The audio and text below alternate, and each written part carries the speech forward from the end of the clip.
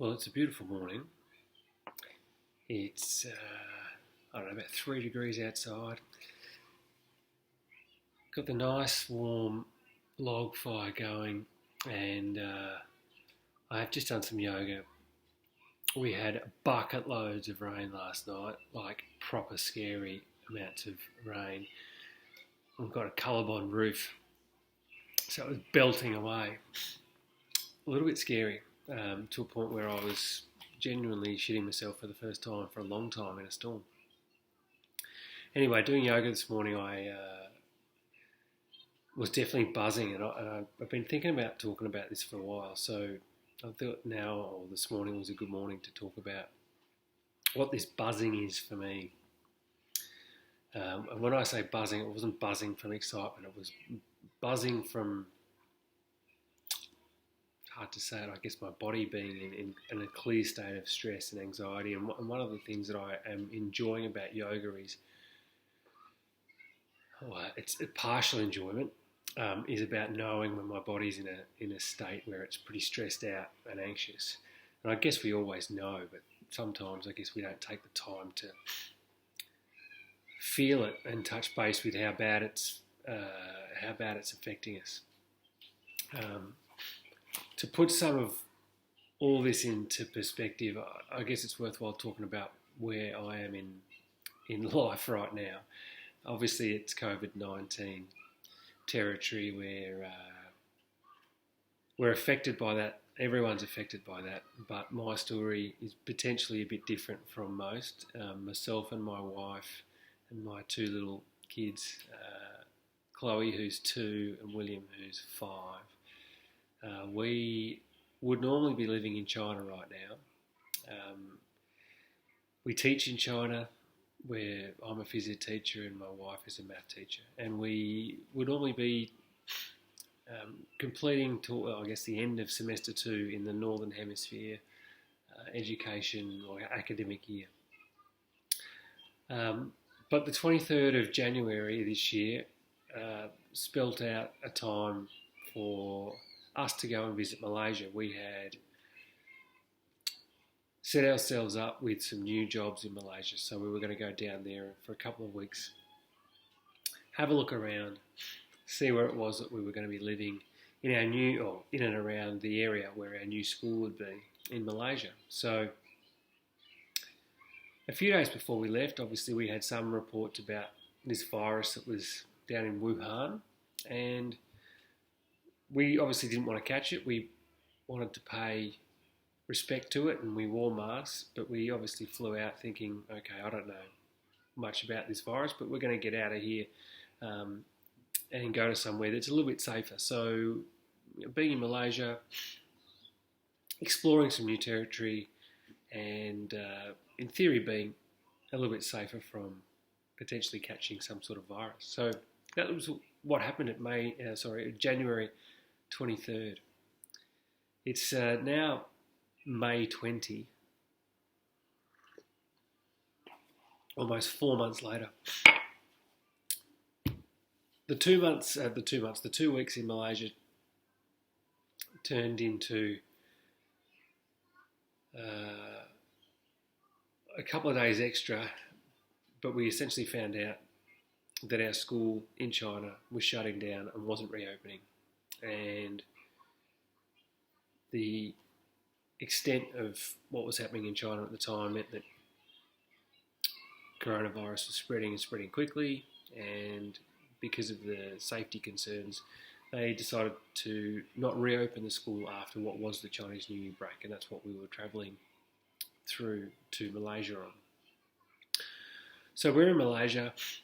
Our school is extending the Chinese New Year break, or at least not reopening after Chinese New Year. So we had a few extra weeks up our sleeve. So we thought at that point, all right, let's go down to Australia. Let's, if you like, surprise my mum and dad and spend some time with them so that they could see the grandkids, because they don't get to see them very often. We also had a planned trip to Australia in April. So we thought, based on what was going on, there's a chance that we might not get back in April for one reason or another. So we were with mum and dad, my mum and dad, Nan and Grampy, and I think we got into Australia on the 10th or 11th of February, and have been here ever since. Um, our school didn't reopen for quite a long time after that. We started doing remote teaching for our school. I think the 17th of February might have been our first day for it. So we were doing that from home. Obviously, both of us trying to do that off the one computer, and look after the kids. And Malaysia at Chinese New Year time is warm, beautiful. So we're sort of entering the Melbourne autumn, and it starts getting a bit cool. So we're starting to prepare a little bit to, buy a couple of extra pieces of clothing and kit out the family just for maybe a slightly extended stay. And a couple of weeks turn into a month, and a month turned into 6 weeks, and as I said, it's turned into sort of 4 months. And in that time, we've obviously had some difficulties with trying to be remote teachers in China off one computer in a different time zone while looking after the kids full time, without our own house, without anything for the kids, no toys, no bits and pieces such as warm clothing and whatever else. So we found that a bit of a challenge, and we called out for some help, as you do, and we've ended up in an unbelievably beautiful place in Nuji. And g'day, buddy. Good morning. Daddy's just talking to himself. Yeah. All right. You don't need to get yourself on here because this is going to go on the internet. Mm-hmm. So you don't want your morning face and your morning hair on there, do you? Okay. I'm a bit hungry. Okay, I'll get you some food soon. Anyway, so we've ended up in this beautiful place in Nuji through a friend of ours a friend of mine, a girl I live with, and she had contacted her family who were stuck up in Queensland because towards the end of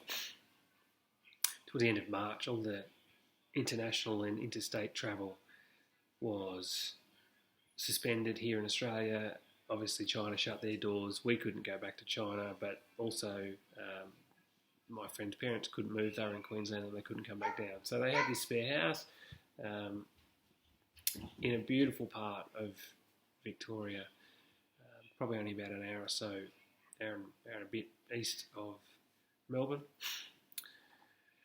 And we're living here and day to day loving it.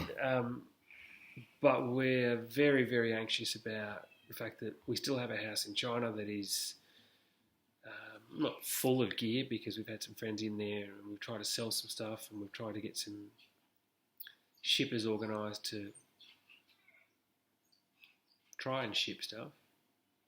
But we don't have an address to ship it to because we're moving to Malaysia. But Malaysia has also got its problems and got its doors closed.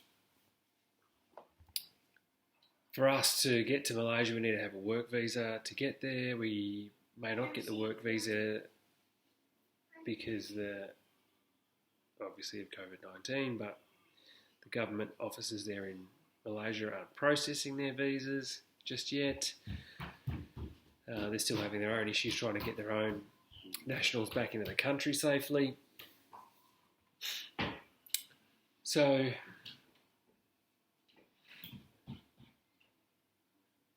with an apartment in China and with a job in Malaysia that's not guaranteed, and without a house in Australia that's our own, although we're, as I said, very lucky to be here in Nuji, and still to be remote learning, or at least trying to do some remote learning for our school in China, and to be looking after the kids, and to be doing a little bit of homeschooling for our oldest one, has put us in a reasonable state of, mild continuous, ongoing anxiety, and I was definitely feeling it this morning. I have suffered from panic attacks for a long time, since I don't know, probably somewhere about 2003, 2002, 2003. I reckon is when I probably first.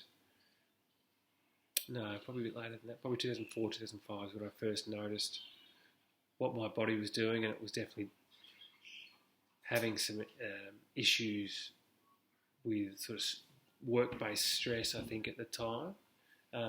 Most of that self-imposed because of my own expectations on myself, and trying to live up to those, and also trying not to let down people around me. And also having that need to please, which I've always had throughout my life. So, yeah, I've suffered from panic attacks for a long time, like bad, proper, go to hospital. Like I've been to hospital 4 or 5 times thinking I'm having a heart attack, and properly thinking I'm having a heart attack. Like nothing pretty about it whatsoever. Those panic attacks have manifested themselves in, I don't know, what I've described as electric shocks, what I've described as sort of this horrific kind of weight and pressure on my chest, and sort of partially internally, partially externally. It's hard to describe. Almost like a suffocation sort of up around my throat.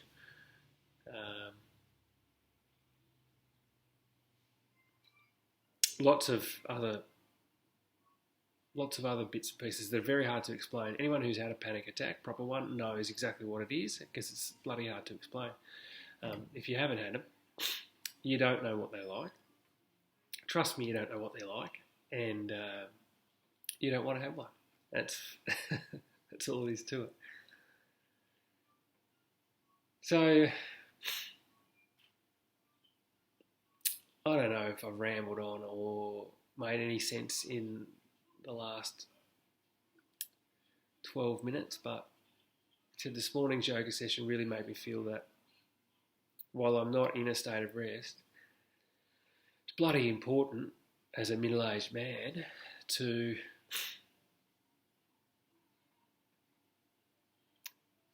touch base with what your body's telling you and pay attention to it, because my body is definitely in a state of stress, and I need to be doing yoga, I need to be doing exercise, so that I can kind of have a bit of an outlet, because you don't want to do the whole keeping it inside bit and have it build up and build up and build up and build up. That's no good, because that's heading in the direction of panic attacks and anxiety, and perhaps depression and many worse things. And that's not good for yourself, not good for your family.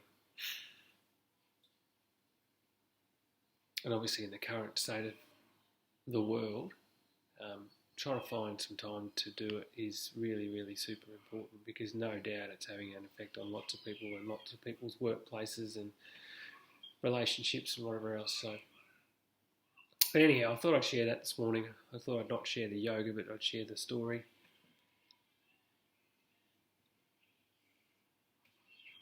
I've missed plenty out of that story, but you might get a bit of an idea about what's going on. So far, so good with the yoga, although I've had a few issues with my hips again recently, but I thought I made some good progress this morning, which was nice. My hamstrings sometimes give me problems, but I definitely felt like they were good this morning, but my hips were rubbish. So not much rotation, but a reasonable amount of flex at the front. It's always good to hear.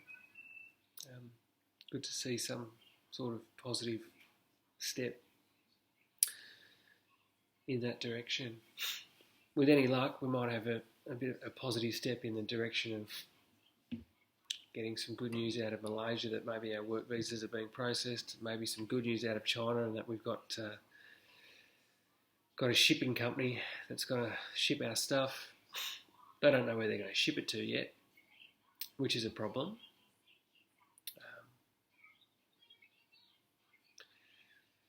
But anyhow, it's enough for this morning. It's a bacon and egg morning with a little bit of spinach and mushroom and black coffee, and got to get back into work mode for the day ahead. Ciao for now.